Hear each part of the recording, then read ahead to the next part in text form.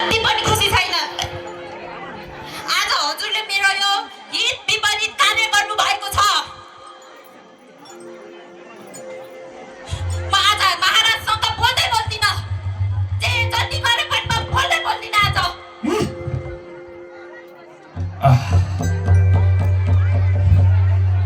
दशरथ अरे अरे हो जय श्री राम।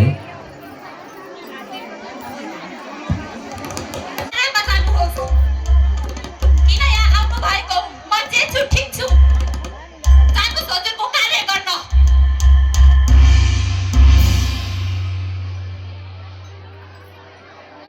आज म अत्यन्त प्रसन्न भएको छु, किनभने अयोध्या अत्यन्त जगाउ भएको छ।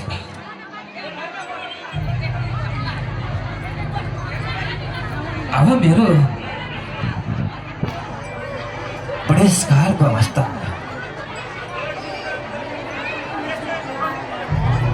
जहाँ सारा मेरा प्रजाहरू हर्षित छन्, किनभने भोलिका दिनमा मेरो प्राणभन्दा प्यारो पुत्र श्री रामको राज्य अभिषेक हुँदैछ। यहाँ त कति रमाइलो छ। धेरै मेरा प्रजाहरू यो दरबारमा अग्नु भएको छैन, कतै अलिकति सानो भएको जस्तो पनि लाग्यो मलाई। के गर्ने, यो राज्य सम्हाल्नको निम्ति उमेरको पनि ख्याल गर्नु पर्दो रहेछ। आज यो उमेर बसाउ नरहेको अवस्था छ। त्यसैले सारा मेरा मन्त्रीमण्डल गठन गरेर भोलिका दिनमा श्री रामलाई राज्य अभिषेक गर्ने तयारी गरेको छु। सारा जनताहरू मेरा दरबारमा आउनु भएको छ। ठिकै छ। अब यो मैले टिटी महारानी मध्ये टोटी महारानीलाई सल्लाह गरेको छु, मेरो मन्त्रीमण्डललाई पनि सल्लाह गरे। तर माइली महारानी भने मेरो सामु छैन। कतै पनि मैले देख्दिनँ यो नजरले। के गर्ने, यो राज्यको भार सुम्पिन भए यो मनले पनि एकदम आनन्दमा हुन्थ्यो। कहाँ गएछ मेरो महारानी? अहिलेसम्म मेरो सामु किन आउँदैन? पक्कै पनि त्यही महारानी मसँग रिसाएको हुनुपर्छ। तर रिसाउने ठाउँ त यहाँ होइन, हो भगवान जस्तो लाग्यो।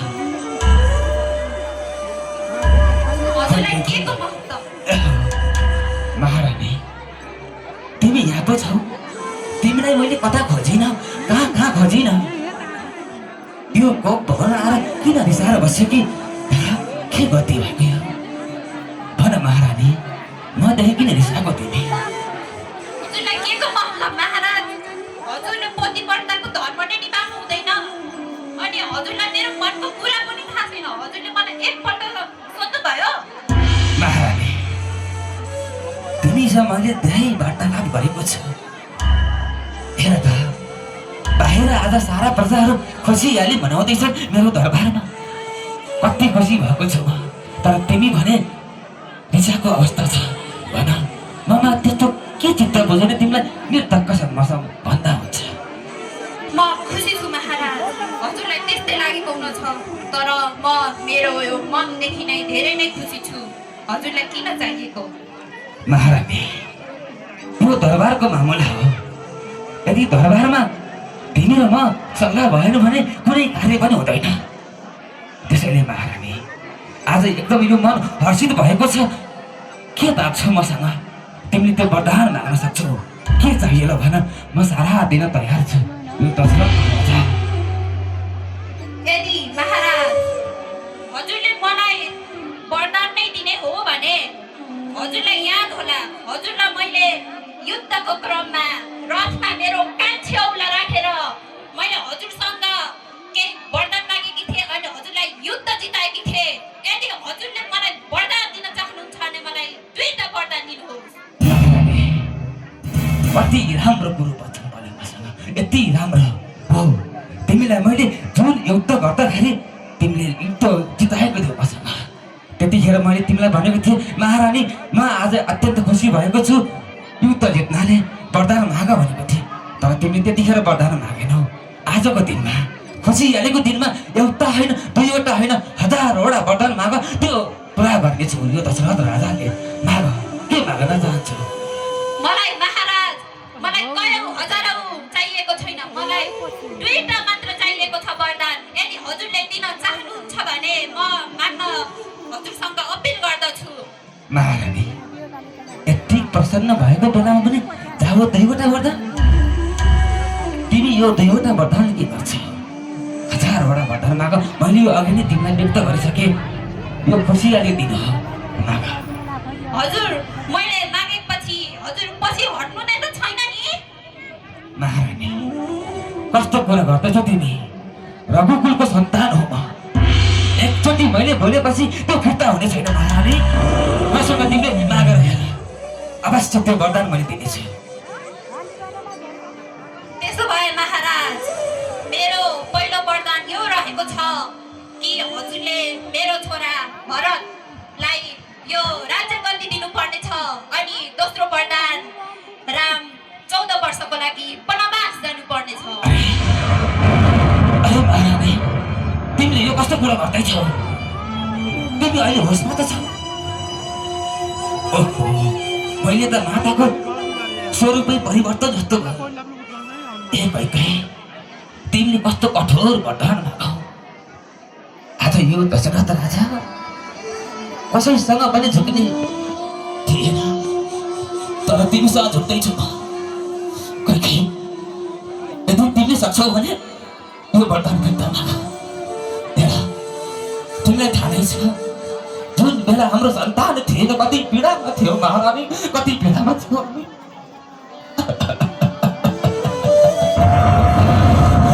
महारानी तिमीले मलाई छल कपट गरेर यो वरदान दियौ। हुन त म तिमीलाई यो दरबारमा किन भित्राइछु जस्तो लाग्यो महारानी, किन भित्राइछु? महारानी 4 गाउँ माग म दिन तयार छु, सुन चाँदी हिरा मोती माग म त्यो दिन तयार छु। तर महारानी यो दशरथ आज तिम्रो सामु झुकेको छ, हात जोडेको छ, यो वरदान फिर्ता ल्याऊ, फिर्ता ल्याऊ महारानी, फिर्ता ल्याऊ। आयो महाराज, हजुरले मलाई धेरै हजुरको यो कुरामा बहलाउन नखोज्नुहोस्। मैले हजुरलाई पहिला नै भनेको थिएँ, हजुरले मलाई 2टा वचन दिन्छु भन्नुभएको थियो र मैले मागी पनि सकेँ। महारानी मैले तिमीलाई के भन्नु? हिजोको दिन आफ्नो सन्तान नहुँदा त्यो महसुस तिमीले पनि गरेको छौ। जहाँ सन्तान बिना यो राज्य कसरी चल्छ भनेर। महारानी आज म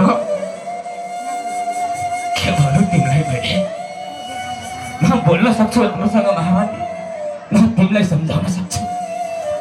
एउटा माताले हिजोको दिनमा आफ्नो सन्तान जन्माउँदाखेरि 10 धारा दुध खाएर पालेको यही हो। महारानी तिमी त छोटो बुद्धिमानी जस्तो लाग्यो थियो मलाई। त्यही रामलाई हाम्रो ज्येष्ठ सुपुत्र भनेर कोखै तिमी मुखमा लिएर गएको भोजन अहिले पनि मलाई छलछल आँखामा आउँछ महारानी, छलछल आँखामा आउँछ। महारानी भन तिमीलाई कसले उस्काएको छ यो कार्यमा? म लाजो गर्नु भएर यो अनुहार कसरी देखाउने मेरो सारा प्रजाहरूसँग? महारानी एकपटक भए पनि यो वरदान फिर्ता ल्याऊ महारानी, यो वरदान फिर्ता ल्याऊ। आयो महाराज, हजुरले मलाई धेरै भन्नु पर्दैन। मलाई कसैले बहनाएको छैन कसैको कुरामा। यदि हजुरले मलाई यो 2टा वरदान दिन सक्नुहुन्छ भने दिनुहोस्, नै भने म यो पुरै राज्य नै जलाइदिनेछु। महारानी कस्तो माता हो तिमी, कस्तो माता! आफ्नो माताले आफ्नै पुत्रलाई वनवासको शिक्षा दिन्छ भने के भन्ने मैले तिमीलाई महारानी म त तिमीसँग हारे दशरथ राजा हारेको पहिलोपल्ट हो तिमीसँग महारानी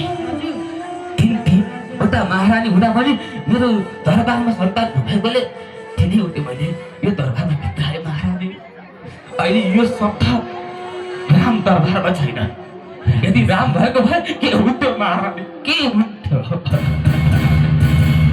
थाहा भएन महाराज जे हो त्यही नै हो अरू मलाई थाहा छैन हजुरले मलाई यो दुईटा वरदान दिनुभएन भने म यो सारा पर्दालाई यो राज दरबार नै म चलाइदिनेछु नै मेरो अन्तिम विकल्प हो अरू मलाई केही थाहा छैन भन त तिमीलाई यो कुरा हाँसो लाग्छ यदि यही कुरा मेरो सारा प्रजाले थाहा पायो भने प्रभाववासी चल्छ महारानी तिम्रो विषको पनि सीमा हुन्छ हो मैले ज्येष्ठ सुपुत्र श्री रामलाई राज्य अभिषेक गर्ने निर्णय मैले कि सही गरेँ कि गलत गरेँ त्यो मलाई थाहा छैन महारानी भ्राताश्री अब यतिखेर मेरो दरबारमा राम आउने बेला भएको छ के गर्नु मैले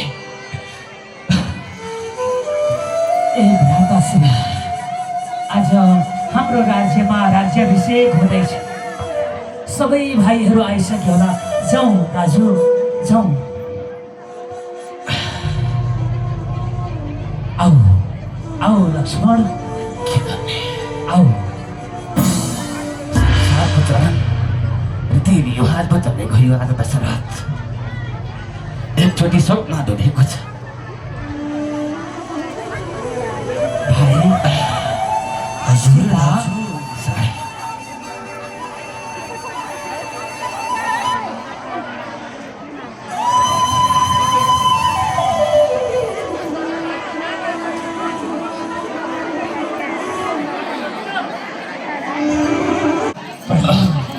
प्रणाम माते प्रणाम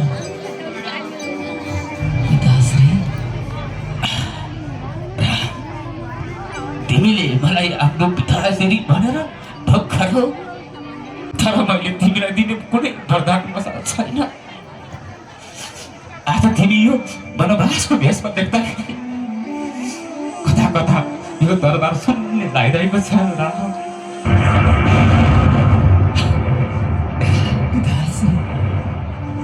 हजुरले यति पनि चिन्ता नगर्नुहोस् पिताश्री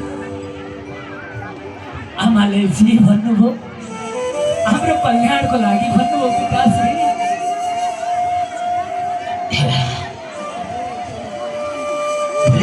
तिमीलाई यो राज्यमा हर्ष उल्लासका साथ राज्य अभिषेक गर्ने निर्णय मैले गरेको थिएँ तर के थाहा मलाई तिमी आज यो वनवासी भेषमा मैले देख्नु पर्छ भनेर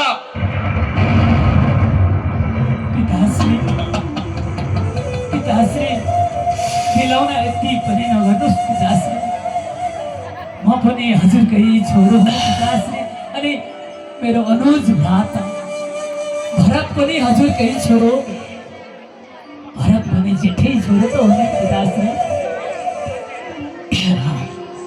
अहिले चार भाइ छोरामा कसैलाई पनि भेदभाव गरेको छैन हाम्रो दरबारको निर्णय अनुसार यो राज्य अभिषेक गरिने ज्येष्ठ सुपुत्रले हो तर मलाई के थाहा यो दरबारमा पनि यति राजनीति हुँदो रहेछ भनेर म विवश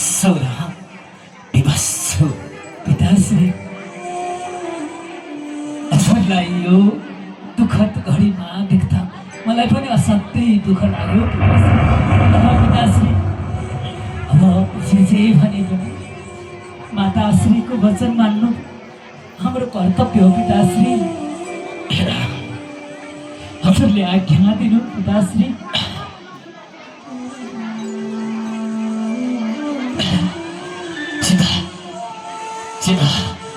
तिमी पनि साह्रै अभावी रहेछौ यत्रो दरबारको राजा म भइ पनि यो दरबारमा भित्तामा समेत यो हातले दे तिमी त मेरो भाइ हो अब यो राज्य छोडेर नजाऊ यदि तिमी गयो भने पनि यो राज्यको सम्हार कसले गर्छ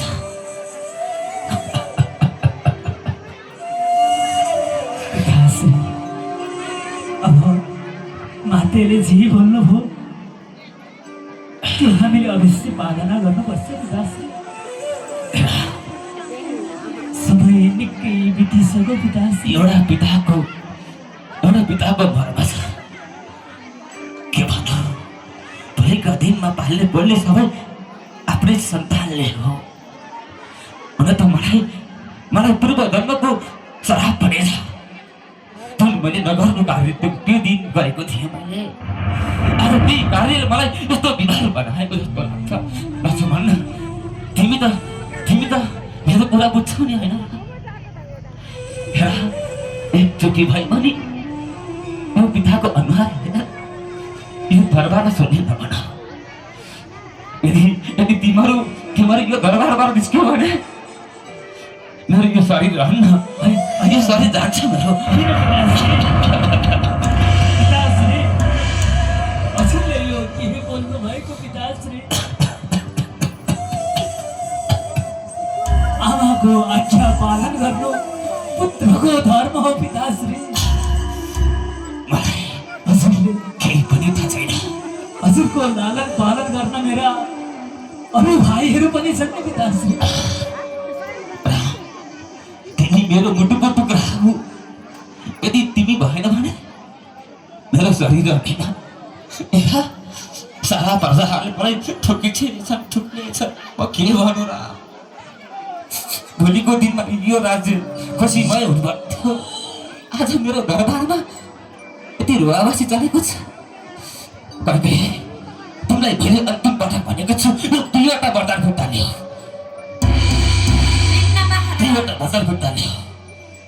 पिताश्री, हजुरले आमालाई जति नै गाली गरे पनि हजुरसँगको प्रतिज्ञा उहाँले अवश्य पाउनुहुन्छ।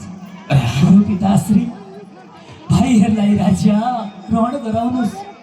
हामी 14 वर्ष भनेको त 14 दिन बराबर। तिमी 14 वर्ष भन्छ। यदि तिमी भए पनि म 14 घडी पनि यो दरबारमा रहन्न। तिमीलाई थाहा छ। पिताश्री, धर्म सङ्कटमा नपार्नुहोस् पिताश्री, धर्म सङ्कटमा नपार्नुहोस्। यति नरमाइलो दिन आउँछ भनेर मैले आजसम्म सोचेको थिइनँ। कस्तो मेरो कर्म लिएर आएको छ। सबै कुरो मसँग छ, तर आफ्नै पुत्र आफैदेखि छुटेर गएको म कसरी हेर्न सक्छु? तर तिमीले ती वनवास जाँदाखेरि के खान्छौ? पानी पर्छ, ढुङ्गा बोरा इत्यादिसँग जोड्नुपर्छ। के खान्छौ र? त्यो मलाई थाहा छैन। तर तिमी नजाऊ। यति रमाइलो हुन्छ यो दरबार र यति नरमाइलो हुन्छ। पिताश्री, अब बिलौना गरेर भिड गरेर केही हुन्न पिताश्री। गोधुली साँझ हुँदै यो पर्वत टप्न पाए पिताश्री। आमाको मन पनि अत्याधिक सन्तोष हुने थियो पिताश्री। पिताश्री, हामी जान्छौँ पिताश्री, हामी जान्छौँ। राम छोडेर दरबारलाई तिमी भएन भने मेरो प्राण पनि रहँदैन। राम पिताश्री,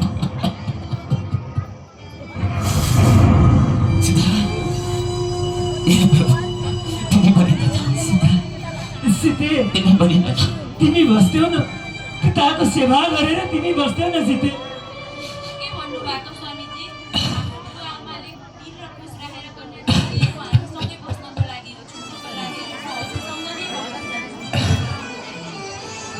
यो 14 वर्ष वनवासमा तिमी के गर्छौ? कहिले जनकको राज्यबाट ननेर तिमी जङ्गलमा कति दुःख होला सीते। तिमीलाई अन्तिम चोटि भन्दैछु, तिमी पिताजीको सेवामा बस। आमा बुवाको सेवा गर्नु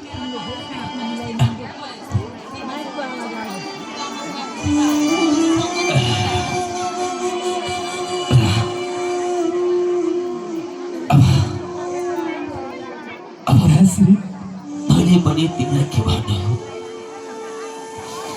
यो दशरथ नन्द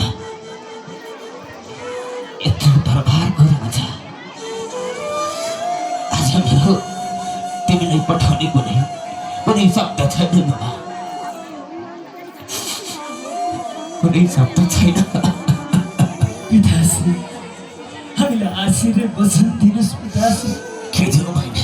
हामी 14 वर्षलाई 14 निमेषमै पार गरेर आउनेछौँ पिताश्री। न म तिमीहरूलाई आशीर्वाद दिन सक्छु, न यहाँबाट जाऊ भन्न पनि सक्छु। कस्तो व्यवहारमा पार्यो मलाई। गयौँ है पिताश्री। यति नरमाइलो दिन, प्रणाम माते। यति नरमाइलो।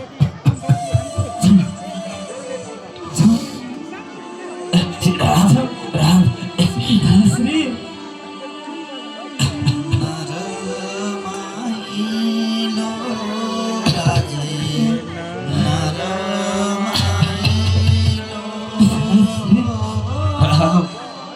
तिमीलाई के थाहा, एउटा पिताको पर्व, यो पिताले आफ्नो सन्तानको लागि जे गर्न सक्छ।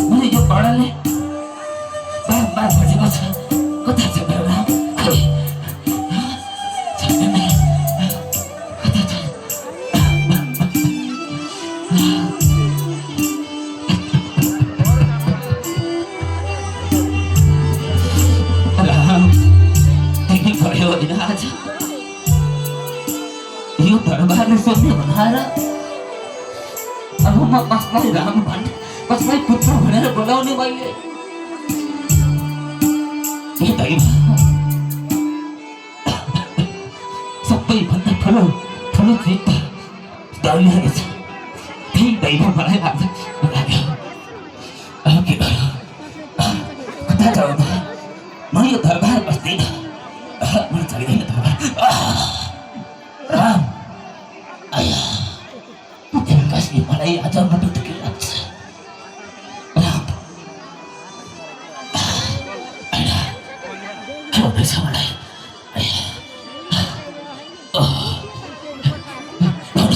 मलाई अलिकति पानी दिनुहोस् न अलिकति पानी दिनुहोस् न लौना छैन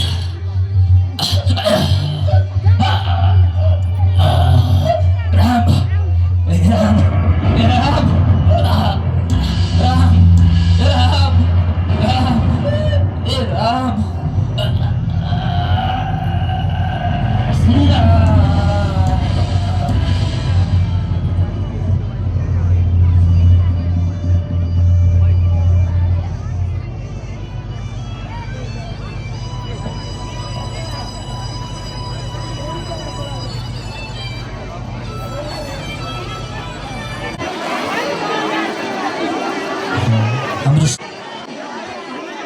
रामलाई भनिबासै हो राम जस्तालाई भनिबासै मिल्छ भने भरतलाई राजगद्दी मिल्छ समाज यस्तै छ